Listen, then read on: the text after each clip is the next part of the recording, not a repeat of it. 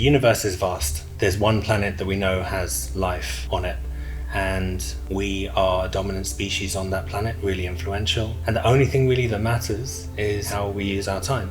It's not only about the time as itself from physical aspect, but then I thought, all right, we have data, we have general understanding how to build smart systems that can help humanity to be better at living their time. This assumption of if I put a lot of effort in, a lot will come out. Sometimes the opposite is true. It's not about productivity here, right? It's around getting back the agency, right, to understand what you're trying to do. Says and argues that, our whole intent to optimize time efficiency hacks and so on is proof that we are surrendered to busyness because we do not know anymore what we're supposed to do with our time. Of course, you could put it into your calendar and thinking deeply, but a lot of people would cynically view that.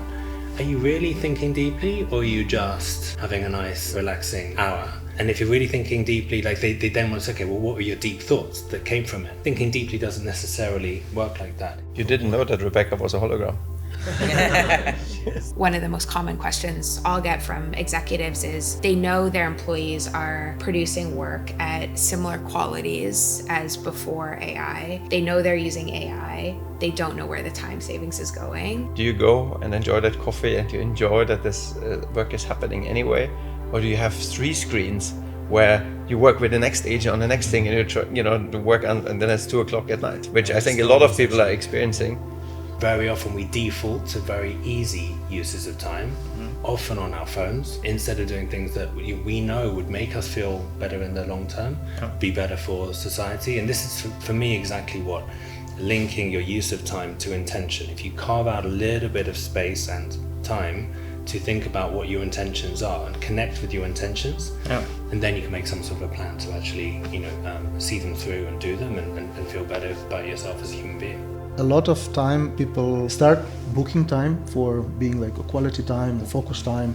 But then what I also start noticing that when people are in urgent need of meeting, they use exactly that time to send an invite. Normally you don't need to respond immediately to a Slack message. I mean, most people are not working at that level of urgency. But somehow it hasn't quite worked. I think there's still a kind of traditional thinking, which is that flexible work isn't the right thing to do. There is this sort of FaceTime visibility. You can argue whether a fully remote organization is the best or the only option, and certainly in some of the jobs that doesn't work, but it has taught us something about what is possible. I believe we need to spend more time synchronously on what we want to build, right? It's because we do not know how we set objectives and describe it clearly. That's why asynchronous doesn't work. So if I say we have Lego bricks and say let's build a house, so I start building asynchronously, and then I give it to you. Hey, cool, now I build my pool, and then then Stefan says, why is there a pool? I'm gonna make it into a bowling alley, and then you build something else, right? So when we spend more time in terms of what do we actually want to do, and then be clear around it, then asynchronous can work.